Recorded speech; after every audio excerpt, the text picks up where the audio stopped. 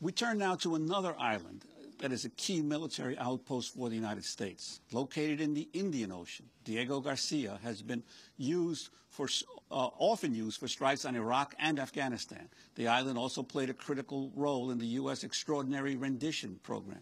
The military analyst John Pike recently described Diego Garcia as the most important facility the U.S. has. According to Pike, the military's goal is to be able to run the planet from Guam and Diego Garcia by 2015. Unlike Guam, Diego Garcia has no inhabitants resisting the U.S. military. All of the island's residents were forcibly removed in the early 1970s by the British as part of an agreement with the United States. Most of the former residents of Diego Garcia were shipped to Mauritius, located over 1,000 miles away. For the last 4 decades, former residents of Diego Garcia and their descendants have been fighting for the right to return. We're joined now by Olivier Bancoult. He is a leader of the exiled people of Diego Garcia and president of the Chagos Refugees Group. He was expelled from his native Diego Garcia when he was 4 years old. We're also joined by David Vine, author of the book Island of Shame, The Secret History of the U.S. Military Base on Diego Garcia. Olivier Bancoult, I want to start with you. Welcome to Democracy Now! Thank you for inviting me to Democracy Now! Could you talk to us first about the experience of the removal, what you and your family remember of the removal by the British and how it came about? Yeah, the way that we have been removed, it was forcibly removed by the British government in order to make place for the U.S. military base in Diego Garcia.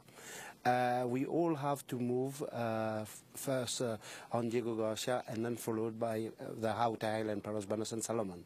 That means that we have been removed twice. And we have been dumped in the slum of Port Louis without any consideration and without any planning. And all what we used to do in Chagos was not the same in Mauritius. Life became more and more difficult for us. This is why we have been trying to see what we can do. And it gave me this opportunity to be here in the United States to just try to have an open dialogue with a new administration, President Barack Obama administration, to see.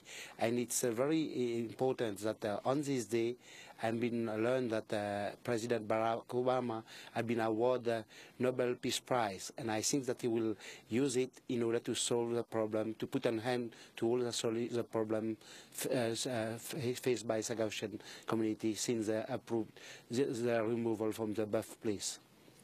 And when the British removed your people from the island, how many people were removed? Did they offer any kind of compensation to the families for the properties they lost, and what kind of compensation did they receive?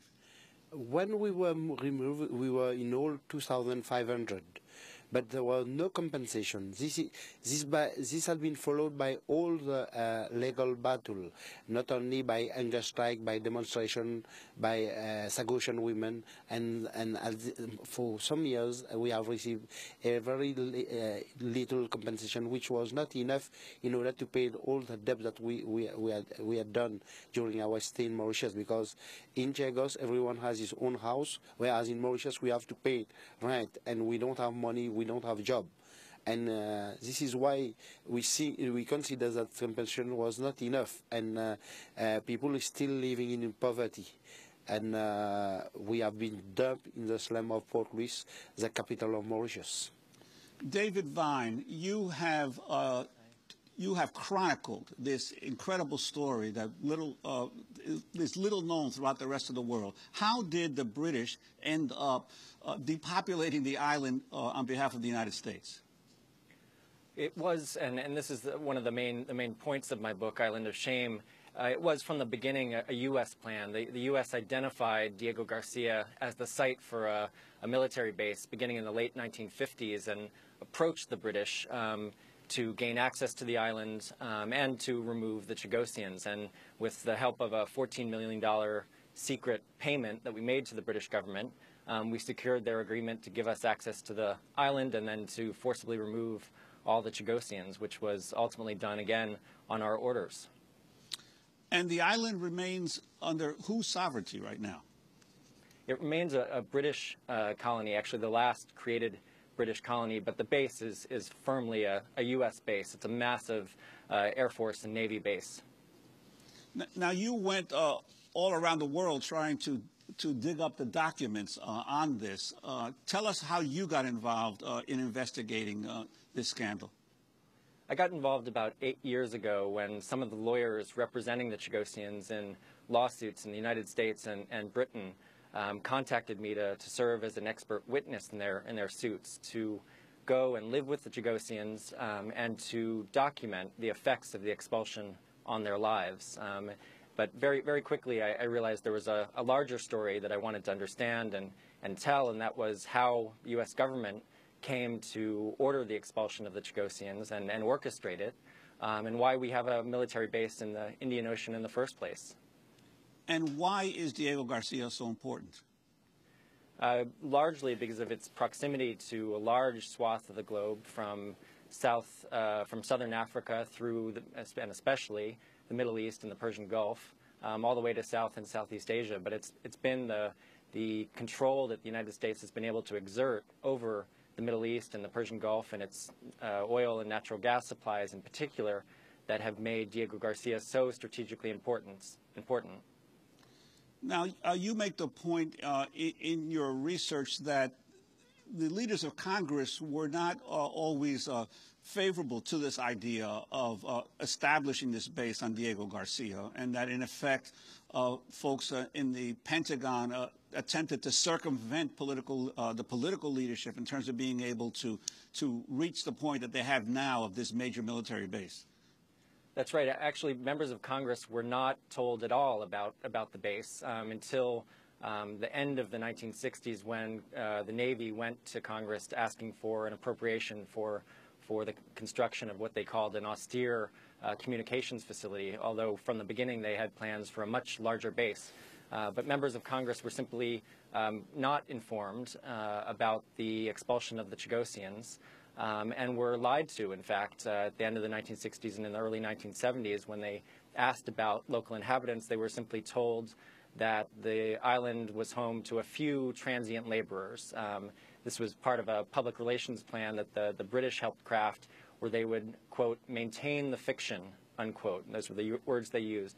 Maintain the fiction that the islands were inhabited by transient laborers rather than an indigenous people that the Chagosians are, who had been living there for more than 5 generations since the time of the American Revolution.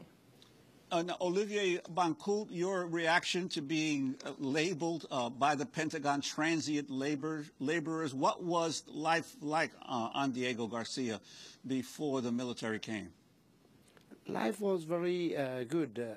Everyone was enjoying life in harmony and peace, because we have our culture, we have our tradition, we all have a house, we all have a job. We used to work in a coconut plantation, where just after working hours we used to go to the sea to fish, and there is an idea of share between each other. We all live as one family, and we have our culture, like our special meal, like our music, which had been taken off with us, because everyone wants to promote culture, but what about our culture? They just want to destroy it. This is why it's so important for us to have our dignity and our fundamental rights back as all human beings, to be able to live on our birthplace. And the rest of the population of the island was scattered not just to Mauritius. What other parts of the world did they end up in? Yeah, most of the Chagosian was dumped in Port Louis, the capital of Mauritius. But we have others of our brothers and sisters in Seychelles. And where we're still fighting, the most important for them is how life was in Chagos is very different to Mauritius and to other places, because we prefer to be on our birthplace as all human beings, because it's something very important to all human beings. And David Vine, you traced some of this diaspora to other parts of the world as well, even to England directly? That's right. In the past 6 years or so, the Chagosians, as a result of the struggle that Olivier described that they've been waging for more than 4 decades now. The Chagosians won the right to full British citizenship, which includes the right of abode in Britain. So we've seen in the past several years about 1,000 or more Chagosians moving to Britain, where some have been able to improve their lives a bit. Many are actually working in low-wage jobs at places like Gatwick Airport, but the diaspora has spread while they continue their struggle to return to their homeland and receive proper compensation for what they've suffered in exile. And you mentioned that this is an island that no journalist has ever visited? Since the very early 1980s, essentially no journalist has been allowed to go. I was denied and turned down on multiple occasions when I asked both the U.S. and British governments for permission to go to the islands to carry out my research, and journalists have effectively been barred there for more than 2 decades. Well, I'd like to thank you both for being with us. David Vine, author of the book Island of Shame, The Secret History of the U.S. Military Base on Diego Garcia, and Olivier Bancoult, leader of the exiled people of Diego Garcia and president of the Chagos Refugees Group. Thank you so much. Thank you so much. Thank you for being with us. We'll be back in just a minute.